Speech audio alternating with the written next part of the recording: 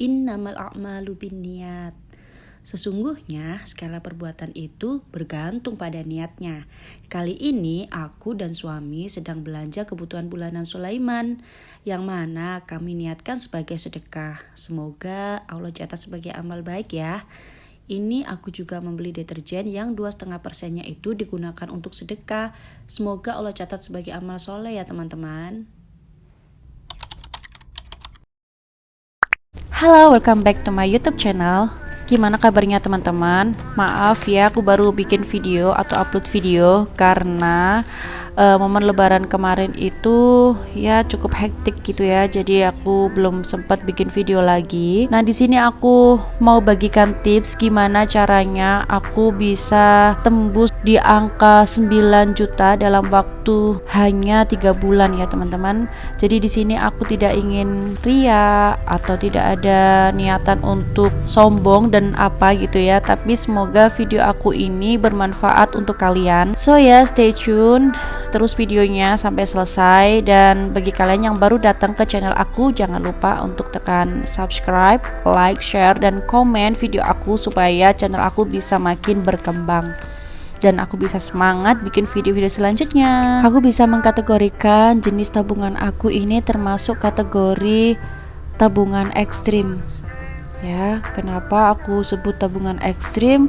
Karena hanya dalam waktu dekat, hanya 3 bulan saja. Nah, itu bisa tembus 9 juta rupiah. Nah, mungkin bagi karyawan ya yang hanya penghasilannya terbatas gajinya, mungkin tidak mudah gitu ya untuk mendapatkan 9 juta dalam waktu 3 bulan, apalagi biaya hidup di Surabaya cukup tinggi, belum lagi bayar kontrakan, terus biaya hidup dan sebagainya gitu. Langsung aja untuk tips yang pertama dari aku, kita harus tentukan dulu tujuan menabung kita itu untuk apa. Jadi aku tulis tujuan menabung. Nah, karena tujuan di sini aku menabung yaitu untuk bisa memperpanjang tempat tinggal yang aku tinggali sekarang, yaitu rumah kontrakan, dimana jatuh temponya itu ada di bulan Mei. Nah, kita langsung masuk yang kedua. Jadi tentukan juga kira-kira bulan yang ingin dicapai itu di bulan apa. Karena aku ingin memperpanjangnya atau jatuh temponya itu di bulan Mei, maka aku tentukan itu di bulan Mei ya teman-teman. Nah, 3 bulan aku harus menabung, jadi mulai dari Maret, April, dan Mei 2022. Nah teman-teman, untuk biaya kontrakannya kita langsung masuk di yang ketiga. Jadi tentukan nominal yang ingin kita capai itu kira-kira di angka berapa. Nah, karena harga kontrakan aku ini kurang lebih 10 juta, oke, 10 juta, maka dalam waktu 3 bulan ini, Maret, April, Mei, paling tidak tabungan aku harus ada 10 juta gitu ya. Nah, kenapa teman-teman aku mulai nabungnya itu mulai Maret, April, Mei? Jadi jangan dicontoh ya teman-teman, kalau kita masih kontrak atau masih kos, kita harus sisihkan uang kita itu per bulan. Kenapa kok aku nggak bisa menyisihkan per bulan nih sebelum Maret, April, Mei ini? Ya karena memang uangnya itu belum ada ya teman-teman. Jadi sudah cukup untuk semua masuk ke cicilan, aku nyicil tanah gitu ya.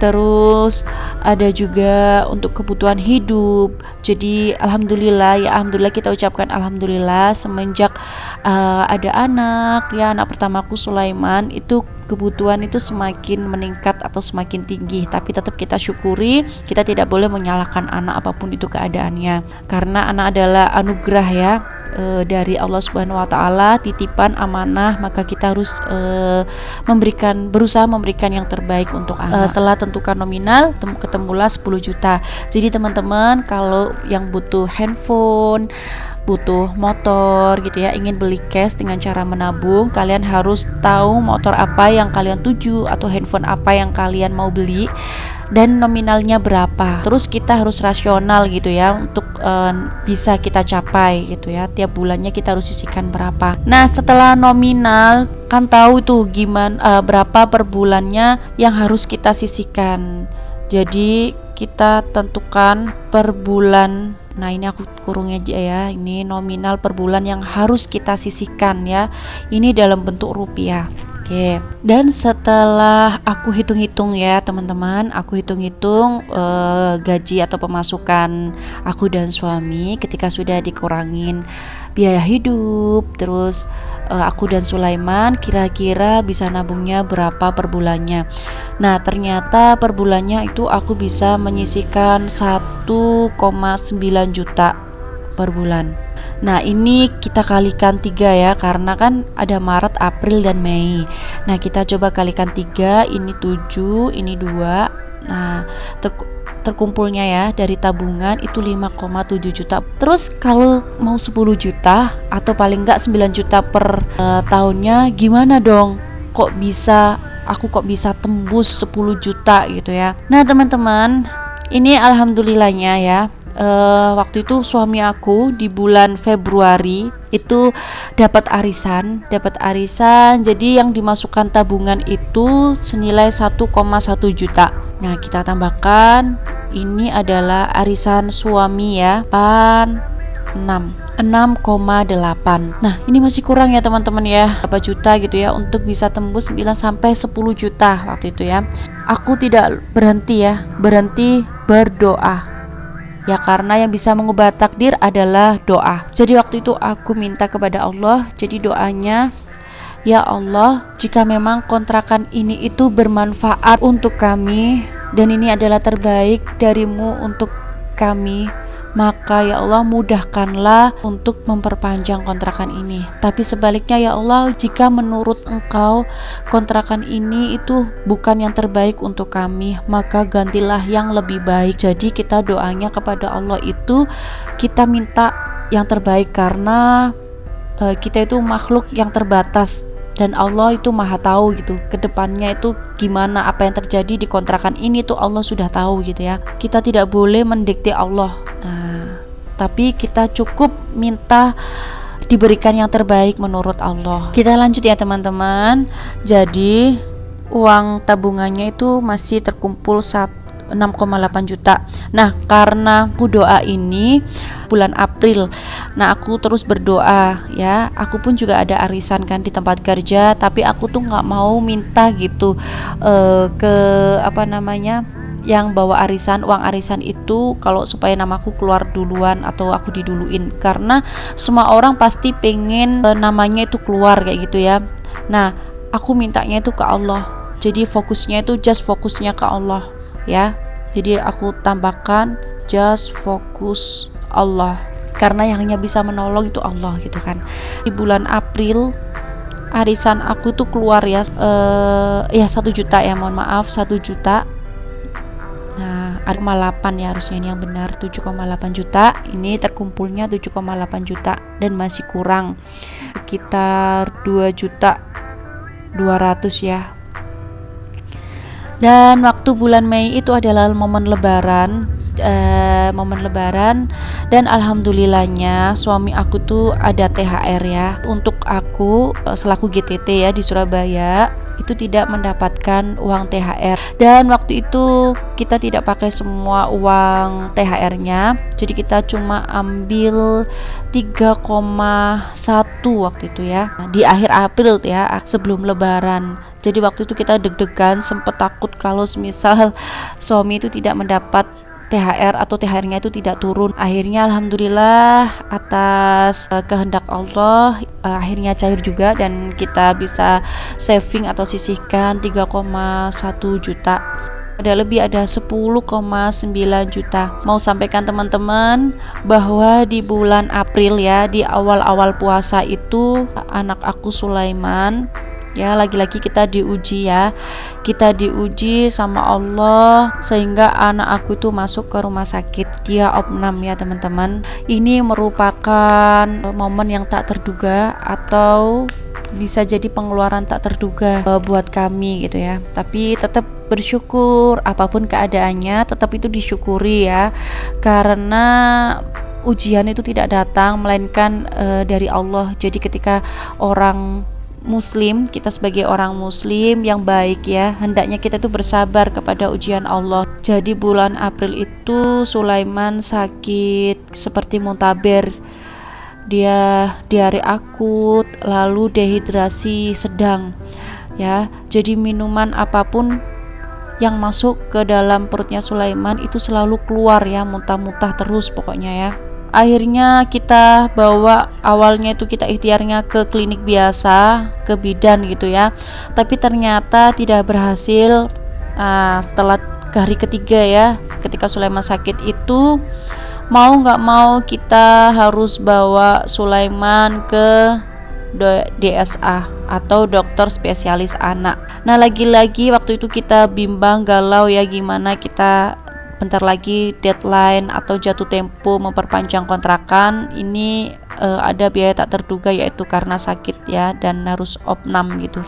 Dokternya menganjurkan opnam, akhirnya kita mau nggak mau ya sudah, demi anak ya, kesehatan keselamatan anak itu tetap nomor satu, dan uang itu bisa dicari. Jadi prinsip aku dan suami seperti itu. Lalu alhamdulillahnya waktu itu juga ketolong karena kita punya BPJS-nya Sulaiman waktu itu alhamdulillah juga berlaku ya. Tapi meskipun pakai BPJS itu tiap harinya beli obat ya.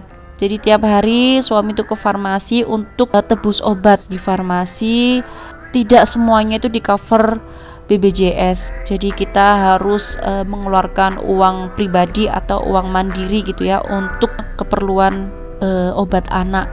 Jadi uang aku tadi itu setelah dikurangin ini ya biaya berobat, jadi uang yang terkumpul setelah dikurangi biaya berobat Sulaiman itu kita bongkar celengan. Jadi kita taruh celengannya itu di ini ya. Nah, ini. Lalu ada juga yang di amplop seperti ini ya. Jadi ini kayak semisal uangnya masih bagus-bagus ya, ambil di ATM kan, waktu itu uang baru-baru kita taruhnya di sini. Kita nggak taruh yang di kaleng ini karena takutnya itu rusak atau lecet gitu ya uangnya, sayang kan, karena uangnya masih mulus bagus gitu. Nah, terkumpulnya fixnya itu 9 juta. Padahal ini teman-teman, waktu itu suami aku bongkar tabungan yang ada di celengan ini, aku dan suami itu ngiranya uangnya itu hanya 2-3 juta. Tapi ternyata teman-teman alhamdulillah ya, kita waktu itu sempat kaget juga aku dan suami, ternyata uangnya ada 4 juta. Akhirnya aku bersyukur sekali, aku bersujud kepada Allah ya. Dan kalau semisal uang kontrakannya itu butuh 10 juta, ini harusnya kurang 1 juta ya. Nah, tapi aku dan suami waktu itu sepakat, aku bilang ke suami, jika memang uang kita nanti kurang gitu ya, coba kita nego ke bapak kontrakan. Bolehkah kita minta tambahan gitu kan, tambahan waktu, kita lunasi 1 jutanya itu di bulan selanjutnya gitu. Akhirnya aku dan suami sepakat dan kita menemui bapak kontrakannya untuk nyinggung masalah harga berapa gitu ya, mintanya tahun ini dinaikkan atau turun atau gimana. Tapi kalau turun sih kemungkinannya kecil, jadi kalau tidak sama ya pasti naik gitu kan. Dan alhamdulillahnya bapak kontrakannya bilang nominalnya itu sama, 9 juta per tahunnya. Aku dan suami sangat bersyukur dan berterima kasih ke Allah. Allah lancarkan semuanya, Allah benar-benar kasih jalan, Allah mudahkan gitu ya. Akhirnya kita sepakat dan fix untuk tetap tinggal di kontrakan yang saat ini aku dan suami tempati gitu. Oke teman-teman, semoga video aku tadi itu menginspirasi dan dapat memotivasi kalian untuk mencapai target-target yang sudah ditargetkan sebelumnya. Dan jangan lupa tetap ya just fokus to Allah, karena Allah itu yang maha kuasa gitu, maha segalanya, maha penolong, yang menolong hanya Allah gitu. Aku prinsip tidak mau berhutang yang riba gitu ya, sehingga aku benar-benar sama suami menghindari riba. Makanya kenapa aku memilih kalau semisal uangnya kurang, aku lebih baik nego bapak kontrakannya, minta perpanjangan waktu, itu pun kalau boleh ya, kalau diizinkan. Dan qadarullah, Allah mudahkan semuanya tanpa aku nego perpanjangan jatuh temponya untuk membayar kontrakan. Allah cukupkan untuk membayar kontrakan, dan semua ini tidak terjadi karena aku dan suami yang hebat gitu, tapi ini atas kuasa Allah. Allah lah yang maha besar, Allah yang maha kuasa, Allah yang maha segala-galanya. Cukup sekian video dari aku. Wassalamualaikum warahmatullahi wabarakatuh. See you on my next video. Bye bye.